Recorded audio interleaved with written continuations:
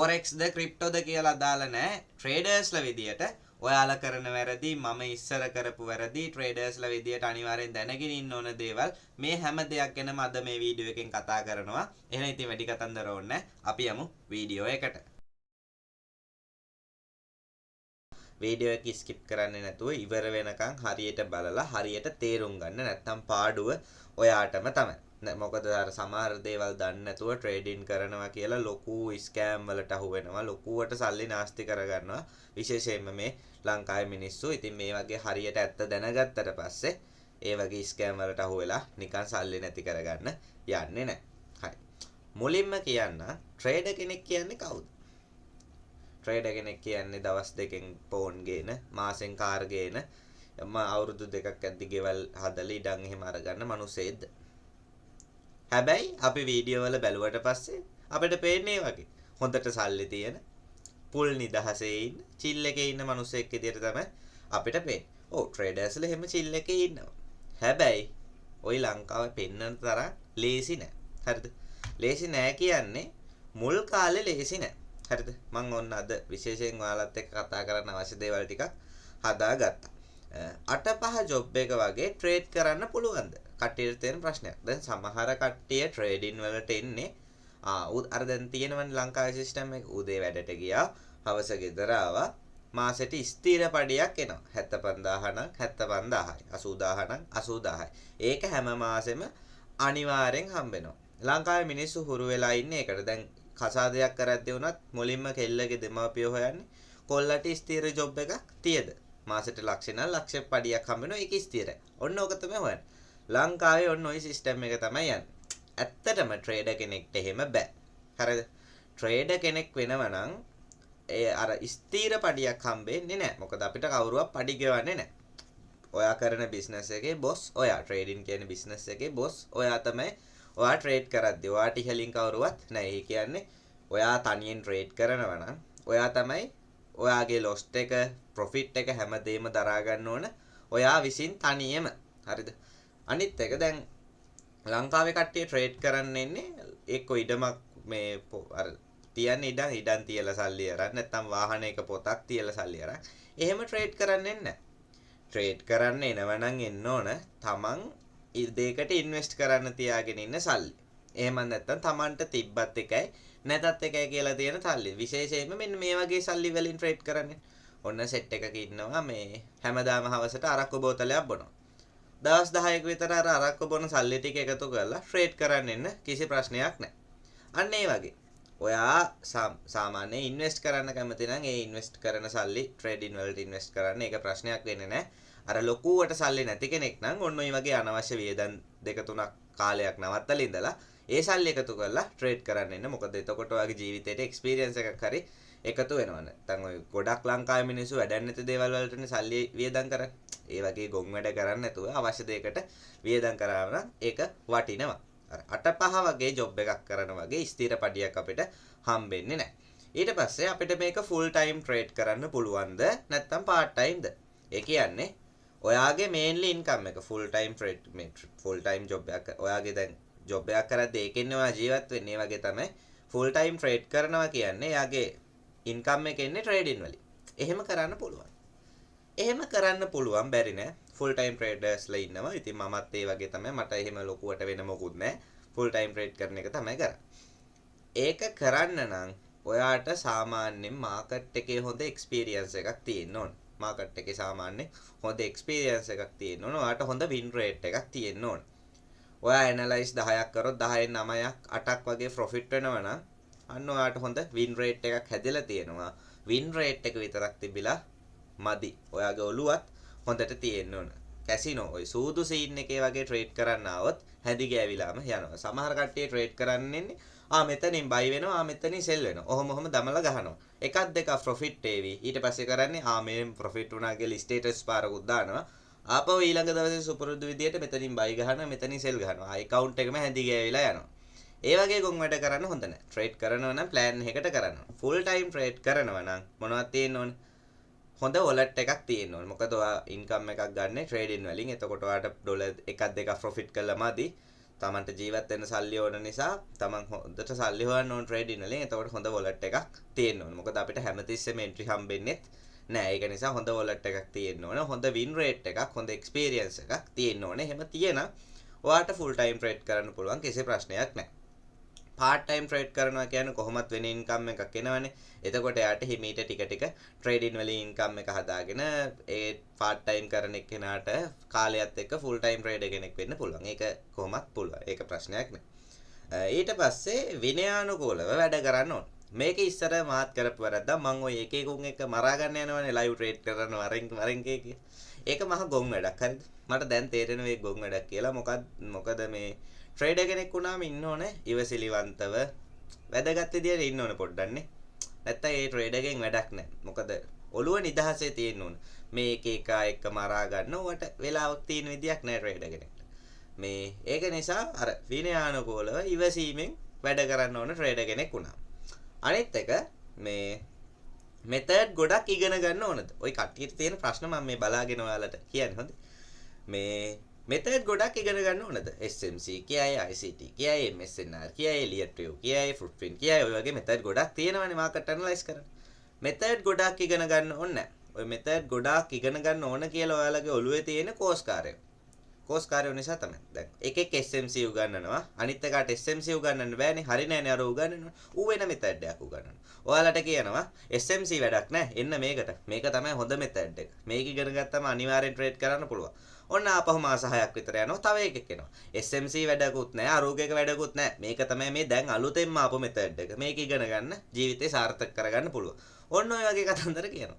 ඔයාලා මොකද්ද කරන්නේ? එක මෙතඩ් එකක් හරියට ප්‍රැක්ටිස් කරන්නෙත් නැහැ. මෙතඩ් එකෙන් මෙතඩ් එකට මාරු වෙවි ඉන්නවා. කාලයක් එකක් ඊට පස්සේ කාලයක් වෙන එකක් කොහොම මාරු වෙවි ඉන්නවා. අන්තිමට ඔයා හරියට කල්පනා කරලා බැලුවොත් ඔයා කෝස් වලට සල්ලි වියදම් කරපු එක විතරයි කරලා තියෙන්නේ. ඔයාටම කියලා දෙයක් කරගෙන නැහැ.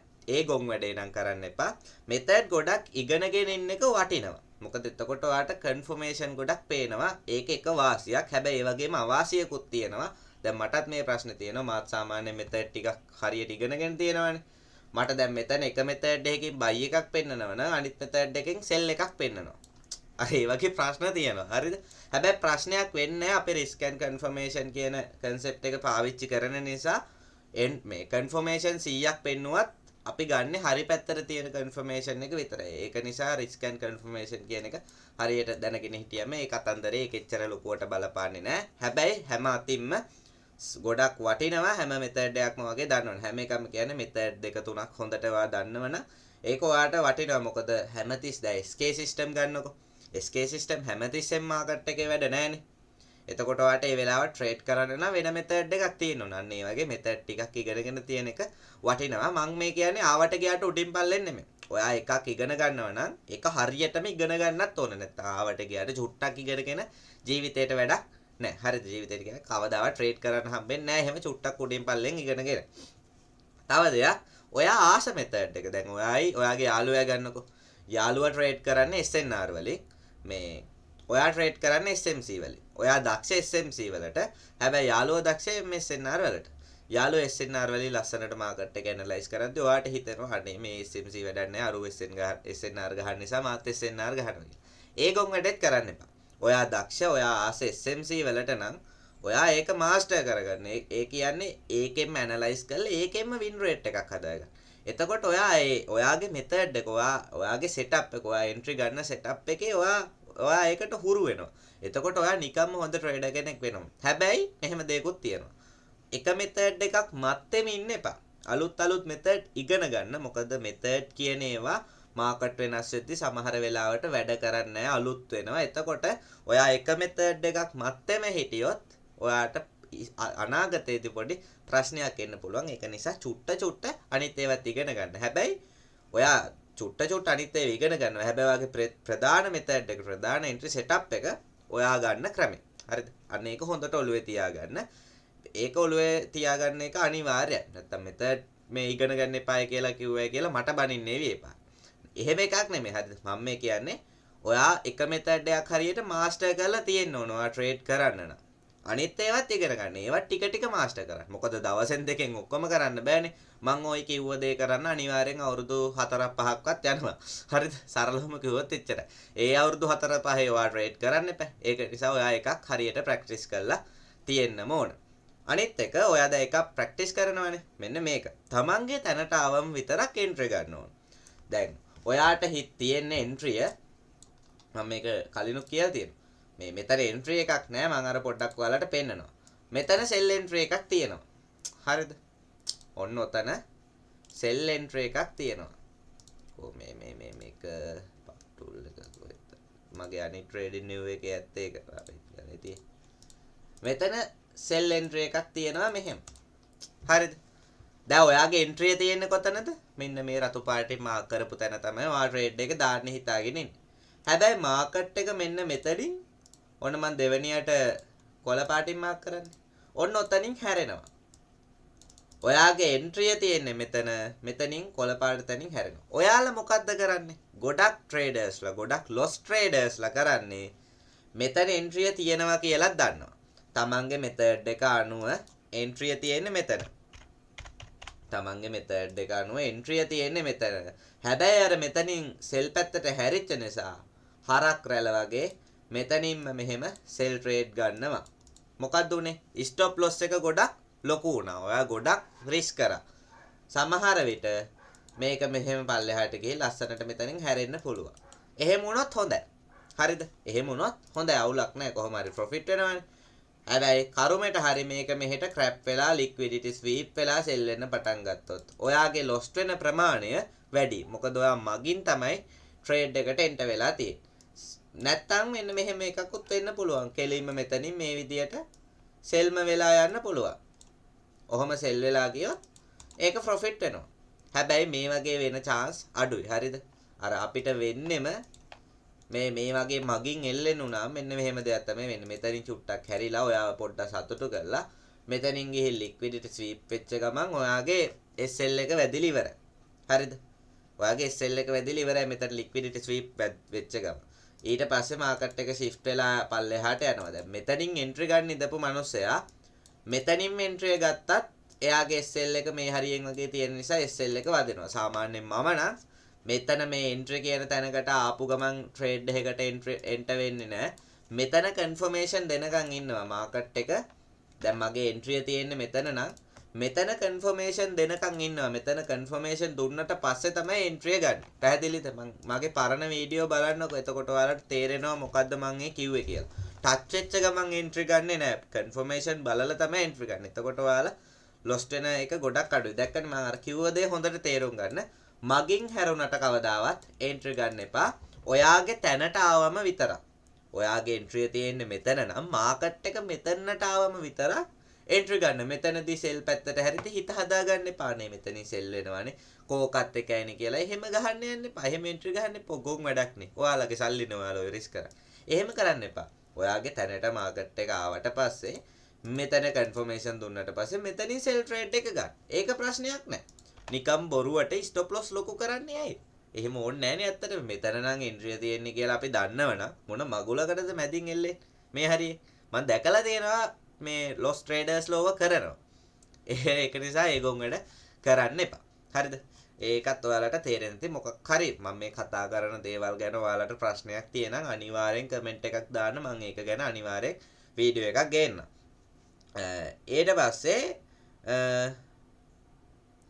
ඊට පස්සේ රිස්ක් මැනේජ්මන්ට් ගැන තියෙනවා. කට්ටිය දාලා තියෙන ප්‍රශ්න.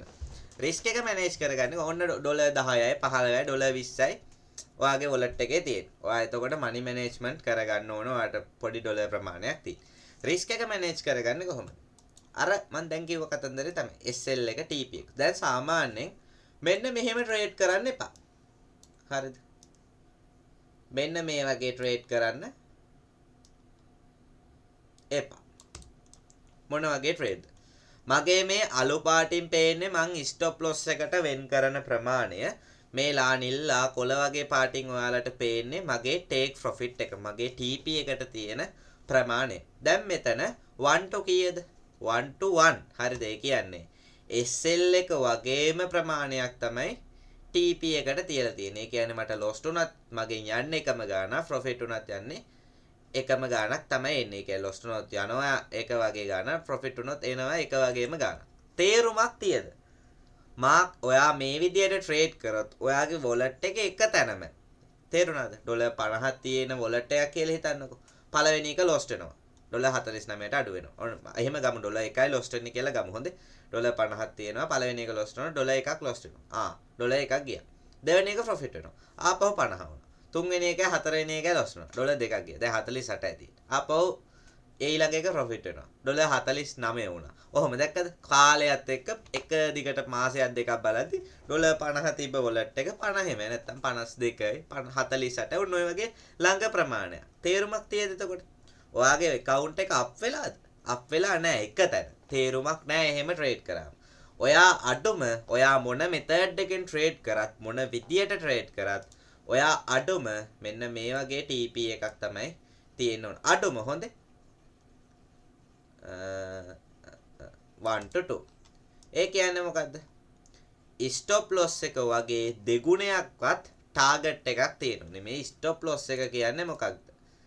stop loss එක කියන්නේ ඔයා risk කරන ප්‍රමාණය. ඔයාට නැති වුණාට ප්‍රශ්නයක් නැහැ කියලා ඉන්න ප්‍රමාණය. දැන් ඔයාගේ wallet එකේ ඩොලර් 100ක් තියෙනවා. ඔයා ඩොලර් 100ම risk කරනවා. ධනෙ 100ම නැති වුණාට කමක් නැහැ කියලා. එහෙම නැහැ ඔයා දාන trade එකේ. ඩොලර් 2ක් ඩොලර් 3ක් වගේ lost වුණාට කමක් නැහැ. ඔයා ගාව ඩොලර් 100ක් තියෙනවානේ. ඩොලර් 2ක් ඩොලර් 3ක් නැති වුණාට ප්‍රශ්නයක් නැහැ. මොකද ඊළඟ එකෙන් profit වුණාම ඩොලර් 6-7ක් එන නිසා. අන්න ඒ විදිහට තමයි බලන්නේ. හරිද? ඩොලර් 3ක් ඩොලර් 2ක් වගේ risk කරනවා. අන්න ඒ risk කරන ප්‍රමාණයට තමයි stop loss එක කියන්නේ. ඒ කියන්නේ market එකේ මෙතනින් sell entry මෙහෙමම ගන්නවා කියන්නකෝ. market එක මෙහෙම මෙතනින් පල්ලෙහාට ගියොත් TP යනකම් ඔයාට ඒක profit. හැබැයි පල්ලෙහාට යන්න නැතුව මෙහෙම උඩට ගියොත් මෙහෙම උඩට යන්න sell entry එකක් නම් sell එකක් නම් පල්ලෙහාට පල්ලෙහාට යන්න profit වෙනවා. sell entry එකක් නම් උඩට යන්න වෙන්නේ lost වෙන එක. ඔයා SL එකක් දාලා නැත්තම් ඔයාගේ wallet එකම නැති වෙනකන් lost වෙවි යනවා. මේ forex වලත් එකයි crypto වලත් එකයි. crypto වල නම් cross mode එකේ මේ විදියට තමයි වෙන්නේ. ඔයා SL එකක් දාලා තිබ්බම වෙන්නේ market එක මෙතනට ගියපු ගමන් SL එක වැදිලා trade එක close වෙලා යනවා. ඉතින් එතනින් එහා උඩට ගියාට ඔයාට lost එකක් වෙන්නේ නැහැ. අර මෙතනට එනකන් ගියපු ප්‍රමාණය තමයි නැති වෙන්නේ. එතකොට ඔයාට දරා ගන්න පුළුවන්. මෙහෙටම ගියා කියන්නේ wallet එකම නැති වෙනවා කියන එකනේ උඩට යන්නේ. ඒක දරා ගන්න අමාරු වෙන්නේ. මේ ඩොලර් එකක් දෙකක් risk කරලා ඒක නැති වුණාට එච්චර ගාණක් නැහැ. මොකද ඊළඟ එක profit වෙච්ච ගමන් stop loss එක වගේ දෙගුණයක්. ඔයා risk කරන ප්‍රමාණය වගේ දෙගුණයක් ඔයාගේ TP එක තියෙනවා. අන්න තේරුණාද? 1 to 2 තියාගන්න කිව්ව හේතුව. 1 to 2 කියන්නේ මෙන්න මෙච්චරයි. ඒ කියන්නේ stop loss එක වගේ දෙගුණයක්. stop loss එක වගේ දෙගුණයක් TP එක තියාගන්න කිව්ව එක පැහැදිලිද? නැති වුණාම යනවා වගේ දෙගුණයක් එතකොට profit වුණාම එනවා. එතකොට ඔයාලට lost එක cover කරගන්න පුළුවන්. profitable පැත්තෙම ඉන්නත් පුළුවන්. 1 to 2 කිව්වේ අඩුම 1 to 3 1 to 5 ඔය ඕන විදියකට තියාගන්න ඔයාගේ analyze method එක අනුව. ඔයාගේ ආසාවට තියන්න යන්න එපා. ඔයාගේ analyze method එක අනුව SLTP තියන්න. ඔයාට ඕන තැන්වල SLTP තියන්න එපා. ඔයා පාවිච්චි කරන analyze method එක මොකක්ද කියලා මන් දන්නේ නැහනේ. ඒ method එකට අනුව ඔයා SLTP තියාගන්න. ඔය කතන්දර ටික ඔය මං කිව්ව දේවල් ටික ඔයාලට තේරුණා කියලා කමෙන්ට් එකක් දාන්න, channel එක subscribe කරන්න, like එකක් දාන්න. හොඳේ. තාම ඉවර නෑ, පොඩ්ඩක් ඉන්න. තා දේවල් ටිකක් කියන්න තියෙනවා. තව දෙයක් මේ පොඩි wallet තියෙන කට්ටිය කොහොමද trade කරන්නේ? ඩොලර් 10 20 ඩොලර් 30 40 තියෙන කොහොමද trade කරන්නේ? එයාලට plan නෑ ඇත්තටම. හරිද? ඩොලර් 10 20 30 කියන්නේ risky කියන කොටසට අයිති කොටසක්. හරිද? ඩොලර් 50 තමයි අඩුම plan එක තියෙන්නේ. 50 100 එතනින් එහාට වැඩි වෙන plan තියෙනවා. trade කරන්න පුළුවන්, plan හදාගන්න පුළුවන්. හරිද? ওই පොඩි wallet තියෙන කට්ටිය කරන්න ඕන තමන් trade කරන්න කලින් තමන්ගේ win rate එක හදාගන්න. analyze කරන්න, දිගටම analyze කරන්න. ඔයා කරන method එකෙන් දිගටම analyze කරන්න. analyze 100ක් විතර කරාට පස්සේ ඒ 100න් 80ක් 85ක් 90ක් වගේ හරියනවා නම් ඔන්න ඔයාගේ win rate එක හැදිලා. එතකොට ඔයාට පුළුවන් අර ඔයාගේ තියෙන ඩොලර් 10න් ඩොලර් එකක් risk කරලා trade කරා. තේරුණාද? අන්න ඒ විදිහට තමයි හරියට රිස්ක් එක මැනේජ් කරගෙන හරියට මනි මැනේජ් කරගෙන ට්‍රේඩ් කරන්න ඕන. මොකද ඩොලර් 10ක් තියෙන කෙනෙක්ට ප්ලෑන් එකකට අනුව ට්‍රේඩ් කරන්න ගියොත් 7 ගාණයි ට්‍රේඩ් එකකට රිස්ක් කරන්න වෙන්නේ. එහෙම ට්‍රේඩ් කරන්න බෑ ඇත්තටම. හරිද? ඩොලර් එකක්වත් අඩුම ඕන ට්‍රේඩ් එකක් දාන්න. හරිද? හොඳ හරි ට්‍රේඩ් එකක් දාගන්න. ඉතින් අර ඩොලර් එකක් රිස්ක් කරන්න නම් ඩොලර් 10 යන වොලට් එකෙත් තියෙන්නේ ඔයාගේ වින් රේට් එක හොඳට තියෙන්න ඕන. ඔයා සාර්ථක ඇනලයිසර් කෙනෙක් වෙන්න ඕන. ඔයා ට්‍රේඩ් 10ක් දැම්මොත් ඇනලයිස් 10ක් කරොත් ඇනලයිස් 10න් 8ක් 9ක්වත් ප්‍රොෆිට් වෙන තරමට එන්නම ඕන. නැතුව නම් ට්‍රේඩ් කරන්න එපා. ඔයාගේ වොලට් එක කොච්චර තිබ්බත් ඒ වගේ වින් රේට් එකක් නැත්නම් කවදාවත් ට්‍රේඩ් කරන්න එන්න එපා. වින් රේට් එක හදාගෙන ට්‍රේඩ් කරන්න. එතකම් ප්‍රැක්ටිස් කරන්න ට්‍රේඩින් නිව් එකේ ඇනලයිස් කරාට ඔයාලා සල්ලි ගෙවන්න ඕනේ නැහැ. එතකම් ඔයාලා ප්‍රැක්ටිස් කරලා වින් රේට් එක හැදුනම ට්‍රේඩ් කරන්න. එතකොට ඔයාගේ සල්ලි ඉතුරු වෙනවා. ඔයාගේ වොලට් එක ටික අප් වෙනවා. ඔන්න ඔය විදිහට තමයි ඔයාලා හරියට ප්ලෑන් එකකට වැඩක් කරගන්න ඕන. පොඩි වොලට් තියන අයට තේරෙන්නේ නැති කොහොමද ඔයා ඩොලර් 10 අප් කරගන්න ඕන කියලා. ඩොලර් 10 ඩොලර් 1 එකතු කරලා ඩොලර් 20ක් හදාගන්න. ඊට පස්සේ ඩොලර් 2 එකතු කරලා ඩොලර් 30ක් හදාගන්න. ඔහොම මාස 4ක් වගේ යද්දි ඩොලර් 150ක් විතර ඔයාට හොයාගන්න පුළුවන්. බැරි නෑ මං කළා තියෙන නිසා කියන්නේ. ඒ විදිහට හොයාගන්න පුළුවන්. ඊට පස්සේ ඩොලර් 150 තියෙද්දි ඔයාට ඩේලි ඩොලර් 6ක 7ක ප්‍රොෆිට් එකක් ගහගන්න පුළුවන්. අර අදහසින් આવොත් බෑ. දවසෙන් ගොඩ යන අදහසින් આવොත් හැදි ගෑවිලාම යනවා. ඒ අදහසින් එන්නේ නැතුව ටික සාර්ථක ට්‍රේඩර් කෙනෙක් වෙනවා කියන අදහසින් එන්නේ. එතකොට ඔයාට ගේමක් ගහගන්න පුළුවන්. වොලට් එකට වැඩිය අදාළ වෙන්නේ තමන්ගේ නොලෙජ් එක, දැනුම සහ එක්ස්පීරියන්ස් එක. ඔයාට හොඳට මාකට් එක ඇනලයිස් කරලා එන්ට්‍රි එකක් ගන්න පුළුවන් නම් එච්චර වොලට් එක ඔයාට සාර්ථක වෙන්න බලපානවා. කාලයත් එක්ක කොහොමත් සාර්ථක වෙනවා. මොකද ඩොලර් 10ක් 20ක් කරගන්න බැරි මිනිස්සෙට ඩොලර් 1000ක් තිබ්බත් ඒක අප් කරගන්න බෑ. මොකද ඩොලර් 10 20 කරන එකාම තමයි 1000 2000 කරන්නේ. තේරුණාද? ඒක නිසා හරියට මාකට් ඇනලයිසිස් ඉගෙනගෙන ඒවා හරියට ප්‍රැක්ටිස් කරන්නම ඕන. ඒක හොඳට ඔළුවේ තියාගන්න. සාමාන්‍යයෙන් ට්‍රේඩර් කෙනෙක් නම් තමන්ගේ වොලට් එකෙන් 105ක් 103ක් වගේ තමයි රිස්ක් කරන්නේ එක ට්‍රේඩ් එකකට. හරිද? එක ට්‍රේඩ් එකකට ඒ වගේ. අනිත් එක ඔයාලා ස්කැල්පර් කෙනෙක් නම් ඔයාගේ SL එක අනුව ලෙවරේජ් එක තෝරගන්න ක්‍රිප්ටෝ වලදී ෆොරෙක්ස් වලදී ලොට් එක තෝරගන්න. ওই විදිහට හරියට තෝරගෙන දැන් ක්‍රිප්ටෝ කරන අය ලෙවරේජ් එක කියන්නේ මොකක්ද කියලා දන්නවා. ෆොරෙක්ස් කරන අය ලොට් සයිස් එක කියන්නේ මොකක්ද කියලා දන්නවා. ඒක ගැන විස්තර කරන්න ඕනේ නැහැ. ඒ විදිහට ඒවා හරියට තෝරගෙන ඔයාගේ SL එක අනුව ඒවා තෝරගෙන ඔයා රිස්ක් කරන ප්‍රමාණය අනුව කොහොමත් අපි 1 to 2 ටාගට් එකක් අඩුම තියෙනවානේ. ඒක නිසා අපි හිතන්න ඕන අපි රිස්ක් කරන ප්‍රමාණය නැති වුණොත් නැති වෙන්නේ කොච්චරද කියලා හිතලා ඒකට අනුව ඔයා මේ ලෙවරේජ් එක එහෙම නැත්නම් ලොට් සයිස් එක ඒවා පාවිච්චි කරන්න. ඒ විදිහට තමයි වැඩේ කරගන්න ඕන. තේරෙන්නේ නැති මං කිව්ව දේ තේරුම් නැත්නම් අහන්න අනිවාර්යෙන් chat එකට දාලා. chat එකට කියන්නේ කමෙන්ට් එකක් දාලා. දැන් ඔයා ට්‍රේඩර් කෙනෙක් නම් ඔයා ට්‍රේඩින් කරන්න ඕන ආසාවෙන්. හරිද? මේ අනේ කොහොම හරි ගොඩ යන්න ඕන මේ අර එහෙම හිතාගෙන අර දවසෙන් ගොඩ යන ඔහොම මගුල් හිතාගෙන ට්‍රේඩ් කරන්න එපා. හිමීට මම හොඳ සාර්ථක ට්‍රේඩර් කෙනෙක් වෙනවා. එහෙම හිතාගෙන පිළිවෙලට ට්‍රේඩ් කරන්න. පැහැදිලිද? පිළිවෙලට හිමීට ට්‍රේඩ් කරන්න. අර දවසෙන් ගොඩ ওই කතන්දර හිතන්නවත් එපා. ඔයා ට්‍රේඩර් කෙනෙක් නම් ඔයා මේක ආසාවෙන් කරන්න නම් ඔයා ට්‍රේඩ් කරන තැන පිළිවෙලට තියෙන්න ඕන. මේ දැන් ඔයාගේ කාමරේ අපිලිවෙලයි නම් ඔයාට එතන ඉන්න කම්මැලිනේ. ඇත්තටම කම්මැලි. ඒක නිසා එතන ඔයා ට්‍රේඩින් නෙමෙයි මොනවා කරත් සාර්ථක වෙන්න තියෙන chance එක ගොඩක් අඩුයි. මොකද ඔයා ඉන්න තැන අපිලිවෙලයි. අන්න ඒක නිසා ඔයා ට්‍රේඩ් කරන්නේ කාමරේ නම් මේ මේසේ ඒ කාමරේ පොඩ්ඩක් පිළිවෙලට තියාගන්න. හිත ඇදෙන විදියට. එතකොට ඔයාට ට්‍රේඩ් කරන්න උනත් ආස හිතෙනවා. එතකොට ඒ වැඩේ සාර්ථක වෙනවා. මොකද ට්‍රේඩින් කියන්නේ ඔළුව හරිද? මෙතඩ් විතරක් නෙමෙයි. ඔයාගේ ඔළුව මානසික නිදහස, විනය, ඔය හැම දෙයක්ම ඉවසීම, ඔය හැම දෙයක් දැන් ඉවසීම නැති උන්ට බෑනේ. ඉවසීම නැති උන්ට තමන්ගේ එන්ට්‍රි එනකන් ඉන්න බෑ. මගින් එල්ලෙන්නෙම යනවා. එතකොට නිකන් ලොස්ට් වෙනවා. ඒ වගේ වෙන්න බෑ. හරිද? ඔයාගේ ඔළුව තමයි. හරිද? ඔයා කල්පනා කරන්න ඕන. ඔයාට ඉවසීම තියෙන්න ඕන. ඒක හොඳට ඔළුවේ තියාගන්න. ආවට ගියාට ට්‍රේඩ් කරලා ගොඩ යන්න බෑ. හරිද?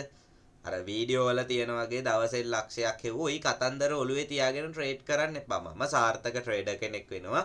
මම ටික ප්‍රැක්ටිස් කරනවා. මම කොහොම හරි ට්‍රේඩින් වලින් සාර්ථක වෙනවා කියලා. අන්න ඒක ඔළුවේ තියාගන්න. කාලයත් එක්ක දවසෙන් දෙකෙන් ගොඩ යන්නේවා. මම මේක මෙච්චර කියන්නේ මේ කට්ටිය දාන වීඩියෝ නිසා මිනිස්සුන්ගේ ඔළුවේ තියෙන්නේ දවසෙන් දෙකෙන් ගොඩ යනවා කියලා. මට එන මැසේජ් වලින් භාගයට භාගයක් තියෙන්නේ අයියේ මෙහෙම ප්‍රශ්නවලට හිර වෙලා තියෙන්නේ. අයියේ මට මේ ෆිනෑන්ස් ගෙවා ගන්න විදියක් නැතුව ඉන්නේ. ওই වගේ ප්‍රශ්න තියෙන්නේ දෙයනේ. ඉතින් ওই වගේ ප්‍රශ්න තේදි ට්‍රේඩ් කරන්න බෑ. හේතුව ඔළුව නිදහසක් තියද? ඔළුව නිදහසක් නැතුව මේ වගේ දෙයක් කරන්න බෑ. හරිද? ඒක හොඳට ඔයාලා තේරුම් ගන්න. අර කිව්ව දේ හොඳට ඔළුවේ තියාගන්න ඕන. අනිත් එක ඔයාගේ කාමරේ ඔයා ඉන්න තැන පිළිවෙලට තියාගෙන ඊට පස්සේ chart එක. මේක නිකන් මම ආස මේ හොඳට එළිය තියෙන්න. මට මෙහෙම පැහැදිලිව පේන්න. මෙන්න මේ විදියට chart එක තියෙනවට තමයි මම කැමති. දැන් සමහර කට්ටිය කැමති අඳුරට කළු පාටට වගේ. යාළුවා ඉතින් මේක dark mode දාගෙන මේ කැන්ඩල් වල පාට මේ විදියට මං දාලා තියෙන මේ පාට කළු පාටට කැමති අය ඒ කියන්නේ කළු පාටින් කැන්ඩල් දාගන්න එපා. ඒ පාර පේන්නේ නැහනේ. ඔයා බෑග්ග්‍රවුන්ඩ් එක කළු දාලා කැන්ඩල් ටික පැහැදිලිව පේන ඔය කැමති පාටක් දාලා හැබැයි ඒකත් කියලා ඔක්කොම දැන් ගෑනු ළමයි කැමති රෝස පාටට කියලා බයි කැන්ඩලුයි සෙල් කැන්ඩලුයි දෙකම රෝස පාට දාගන්න එපා. එහෙම වුණොත් අඳුර ගන්න අමාරුයි. හරිද? ඒක නිසා බයි කැන්ඩල් වෙනම පාටක් සෙල් කැන්ඩල් වෙනම පාටක් ඔයා ආස පාටක් ඔයාට ආස විදියට හදාගෙන අන්න ඒ විදියට ට්‍රේඩ් කරන්න. එතකොට දැන් මට නම් ආසයි. හරිද? මගේ කාමරෙත් පිළිවෙලට තියෙනවා. මෙහි ලයිට් උප්පත් වෙනවා. පට්ට චිල් එකේ සින්දුවකුත් දාගෙන අරගෙන මම ට්‍රේඩ් කරනවා. මගේ chart එකත් මං ආස විදියට පිළිවෙලට තියෙනවා. වෙන කෙනෙක් මේ පාටට ආස නැතුව ඇති. හැබැයි මම මේ පාටට ආසයි. මට මේ විදියට තියෙන එක පැහැදිලි ක්ලියර්. ඒක නිසා මම මේ විදියට ට්‍රේඩ් කරනවා. එතකොට මට ආසාවෙන් ට්‍රේඩ් කරන්න හැකියි. ඔයාලත් ඒ විදියට වෙන්න. හරිද?